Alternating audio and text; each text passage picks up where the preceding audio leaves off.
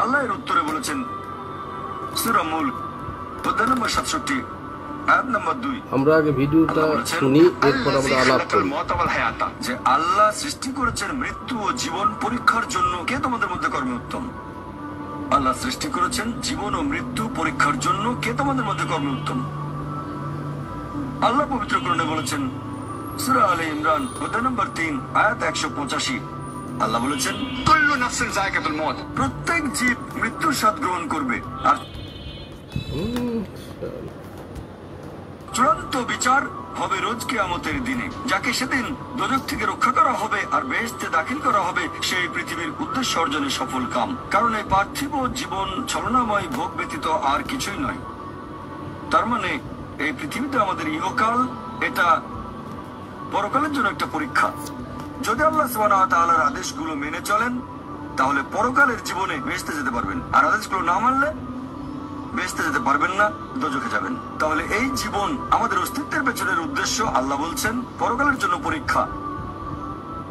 আর আল্লাহ পবিত্র কোরআনে বলেছেন সূরা আনকাবুত অধ্যায় নম্বর 29 আয়াত নম্বর 2 যে তোমরা কি মনে করো আমরা ঈমান এনেছি এটা বললেই তোমাদের ছেড়ে দেওয়া হবে?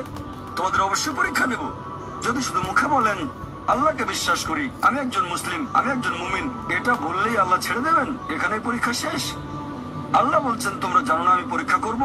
শুধু বললেন আমি একজন মুসলিম, শুধু মুখে বললেন আমি বিশ্বাসী, মুখে বললেন আমি আল্লাহর কাছে নিজের ইচ্ছাকে সমর্পণ করি, তাহলে আপনাকে ছেড়ে দেওয়া হবে না। আল্লাহ অবশ্যই পরীক্ষা করবেন। আল্লাহ পবিত্র কোরআনে বলেছেন সূরা বাকারা অধ্যায় নম্বর 2 আয়াত নম্বর 155 আমি অবশ্যই তোমাদের পরীক্ষা করব ক্ষুধার ভয় দিয়ে, জীবন আর ধন সম্পদের ক্ষয়ক্ষতি দিয়ে এবং ফল ও ফসলের ক্ষয়ক্ষতি দিয়ে। আর শুভ সংবাদ দাও তাদের যারা ধৈর্যশীল। আল্লাহ সবাইকে পরীক্ষা করবেন ভয় দিয়ে, ক্ষুধা দিয়ে, জীবন আর ধন সম্পদের ক্ষয়ক্ষতি দিয়ে, ফল ফসলের ক্ষয়ক্ষতি দিয়ে। আল্লাহ অবশ্যই পরীক্ষা করবেন। আর আল্লাহ এক একজনকে এক এক ভাবে পরীক্ষা করেন। আল্লাহ পবিত্র কোরআনে বলেছেন সূরা আনাম অধ্যায় নম্বর 6 আয়াত নম্বর 165। আল্লাহ বলেছেন যে তিনি কিছু মানুষকে অন্যদের তুলনায় বেশি মর্যাদা দান করেছেন।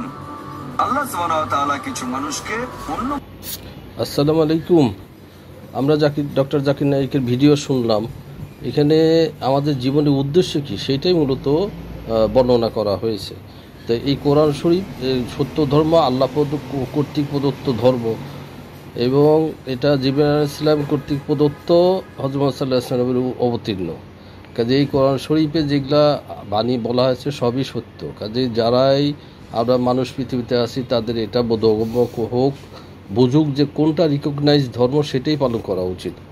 অথবা না হলে আমরা পরকালে কঠিন জবাবদিহি বিচারের সম্মুখীন হব। আল্লাহ আমাদের তৌফিক দিক। আমিন।